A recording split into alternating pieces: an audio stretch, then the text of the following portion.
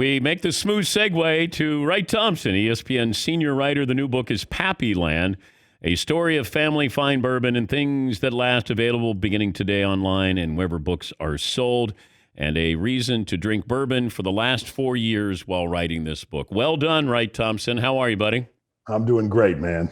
All right. So the idea is hatched how, when, where, why? You know, at first it was like, maybe if I wrote a book about this guy, I could get some of this stuff.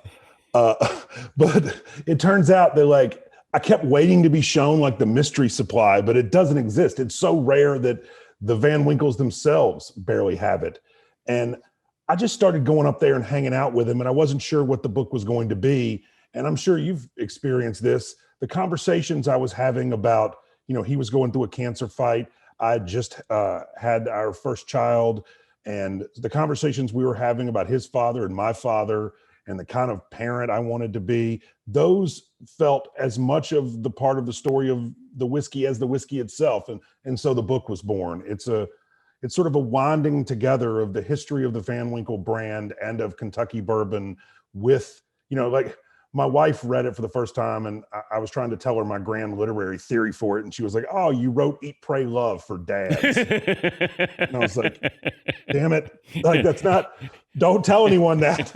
Like, it's not, you're going to kill any street cred I had is gone. But it really is an exploration of inheritance and of, you know, the things we inherit from our fathers and the things we want to pass on to our children. When did Pappy become something bigger than just a bourbon?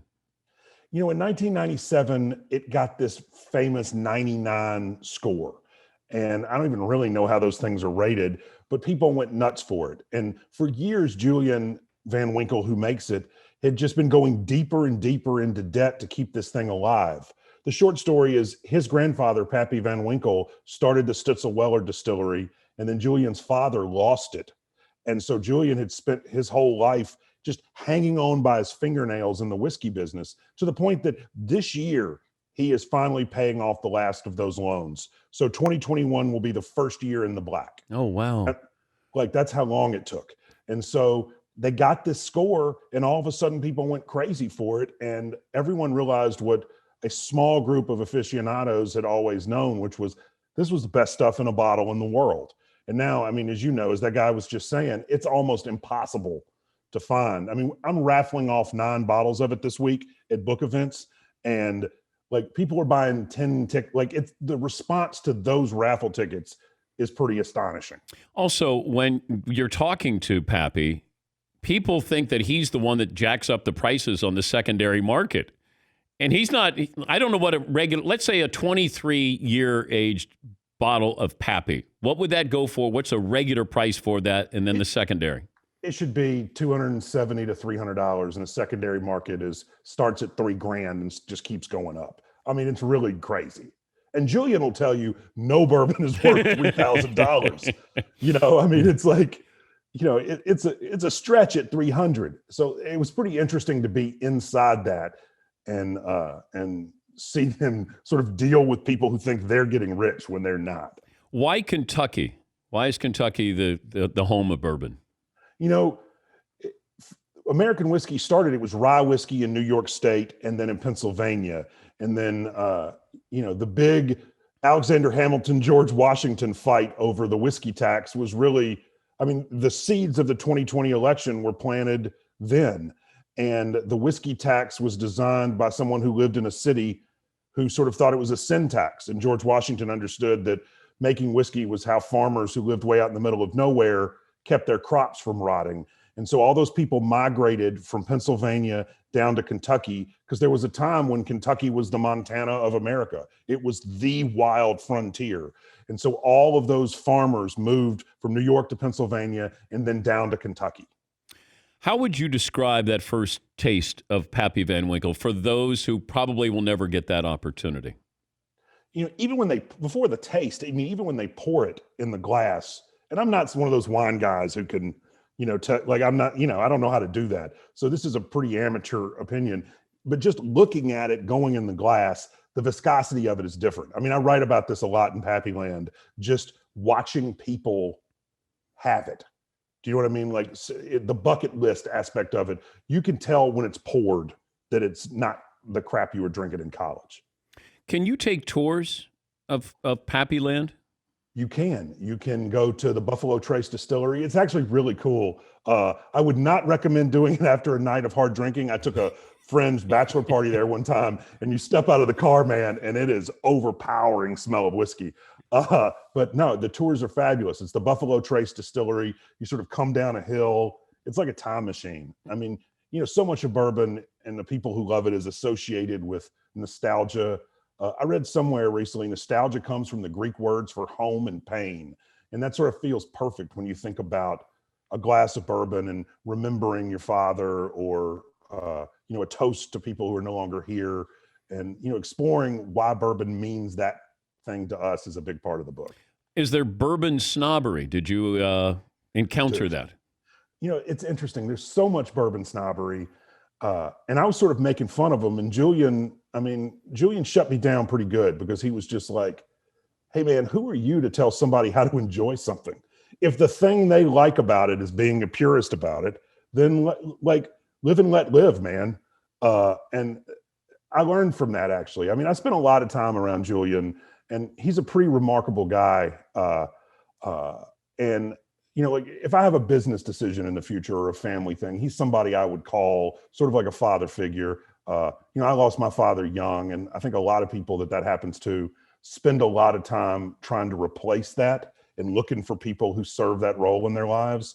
And so, very early on, I knew I didn't just want to write the history of Van Winkle. I wanted to write about the 4 years I spent with Julian because of that very reason, because the most interesting parts to me were just riding shotgun with him and hearing how he thought about things. Yeah, it presents itself as it's about bourbon, but it's not about bourbon. It's about lives. It's about families. It's about fathers. It's about sharing a moment there. You have thoroughbred racing that's also intertwined in this as well. So there's, it's typical Wright Thompson that you got different layers going on, and I really enjoyed it. It was a quick read, an easy read, a great read. It's called Pappyland. The story of family, fine bourbon, and things that last, available beginning today, both online and wherever books are sold. Are you going to the Masters? I was going to the Masters, and then I had a 2-week early daughter Friday. So I am no longer going to the Masters. I am instead dealing with the utter chaos in my house of the arrival of Louise Thompson. So you got 2 under the age of 2? 2 under the age of 3. So I need the Pappy Van Winkle. Your wife might have needed that at childbirth. Yeah. Instead of those Jell-O cubes, you would have just had bourbon cues. That's what I dropped the ball on that, Dan. It's going to be so strange with no patrons there and the Masters in November. It's still going to look the same, probably sound the same to a certain degree, except for the patrons. But I was surprised they didn't try to incorporate any kind of group there or give people an opportunity who'd never get a chance to go there. Like there's nobody going to be there. That ambiance is really what separates it from every other tournament. It's going to be really strange. ESPN had the I'm sure Tim Horgan and Bluefoot, but like the guys who do all those bumps and teases, they were just there a week ago, and I was sort of expecting the place to look different because it was fall. Yeah. And he called the first day, was like, this is so weird. I don't know what they've done. These guys are miracle workers. The course looks exactly like it would look in April. I mean, like these guys, like seasons have no dominion over whoever's running that golf course. It's pretty remarkable. We had a contest that was, you had a contest that you incorporated our show, and you invited our listeners to write who they would have. Well, give us the context of it, and then if you want to paraphrase the winning letter. Yeah, man, we were talking a couple of months ago, and I just sort of said, look, tell me who you would drink a bottle of Pappy with and why. Because I feel like that question gets at the heart of what the book is about, which is about community and friendship and loss and regret and longing and home. And I don't know, man, you do these things and I expected to get a couple of them. And I mean, one of the things, I mean, you know this very well, and Todd knows this, but the people that listen to your show, it's a real community of people. Yeah. And they're loyal. They love it. And I certainly didn't realize that until these letters started pouring in.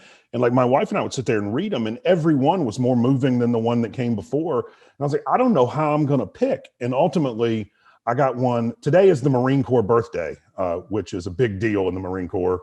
And I got a letter from I don't want to call him a former Marine because they get really upset about that. But like I've done that in print, and you will only do that once because the emails start flooding in. And so, but he is a retired, I don't know what, he's not a Marine Corps officer He's anymore. not active. Correct. Okay. And, but he told me that his name is Ted Hubbard. And he told me that he wanted to drink a bottle of Pappy with the father of one of his Marines who was killed in Afghanistan. And he sent me this picture of he and 3 of his Marines, including Seth Sharp, who was killed in action, as they're leaving on the mission from which Seth wouldn't return. I mean, it makes the hair stand up on my arms. And he said he wanted to drink this bottle with Seth's father, Rick. And I just thought that like that instinct and impulse flows through the very heart of everything the book is trying to be. And so we sent him a bottle. He's got it right now. And I sort of feel like, I mean, jokes aside, man, anything else that happens from this is gravy. Like to be able to send one of these things and have it serve its true purpose. I mean, Julian is over the moon at it, because as opposed to someone collecting it and it getting dust in a cabinet like a trophy, this is going to be someone, you know, using it for its purpose in the world. And it's just, it really does say something about the community of people on this show, because I was stunned at the response. I mean, a lot of people, like, I don't know how many people listen to this, Dan, but it's a lot, because I was stunned at the response. Yeah, I'd keep getting these updates from Wright. He'd be like, they're not stopping. Like, we're getting more letters. Oh, it's so hard to pick a winner. And then I went, great. I was glad that my audience responded to something that I thought was really important. Next sports story you're working on? I have an Archie Manning profile coming out on ESPN that I feel like is, for someone who's been written about as much as Archie Manning, I feel like this is probably 8,000 new words about Archie Manning. So I'm pretty excited about that. It feels wholly new. And man, we are all masters all the time. I was up last night recording voiceovers. Was talking about silence. We're leading into it, Dan. Well done as always. Great to talk to you again. What's your next book? Man, I got a couple of things I'm kicking around. We actually, You're going to do the history of Coors Light? Is that what you said? Well, I think I was going to do the history of Busch Light because I only find products here. No, do you have? Wait, you don't want to tell me? Is this something you would tell me in private? I have a couple of things I'm kicking around. I'm also hoping that the Dan Patrick audience buys so many of these books that I get to go back to Penguin and like make them triple their money. So we're So you are hereby deputized. Congrats on daughter number 2. Thank you so much, man. We're awesome. really excited. Now, when you get to your 3rd daughter, then contact me, and then I'll help you. Oh, you have 3? Yes. All right. I'm not joking. Like, I have lots of questions. How old are they? They are in their 20s. So is everybody out of the house? They never leave. They never leave? Yes. That's good and bad. I like the idea of, like, we have a little kid running around here talking about her baby Hista, and it's the cool, like, I'm over the moon about it. Well, I got a 22-year-old who said, I said, what are you going to do when you graduate from school? And she said, I'm thinking of staying at home, living at home till I'm 30. And I said, okay. Like, I love having them home, and girls are the best. And the advice I always give to people is listen. If you're a dad, listen to your daughters. You don't have to lecture. You don't have to do anything other than listen, because they'll tell you everything you want to hear if they think you're listening and not lecturing. Well, that's actually really good advice. I mean, and use that with your wife as well, by the way. Just listen. I've already screwed that up. And have bourbon on hand as well. Yeah, that's what I'm doing. Yeah, like, exactly. Lots of it. Good luck with the book, Wright. Great to talk to you as always, buddy. Thank you so much, Dan. Thanks, guys. That's Wright Thompson, ESPN senior writer. The new book, Pappyland, a story of family, fine bourbon, and things that last.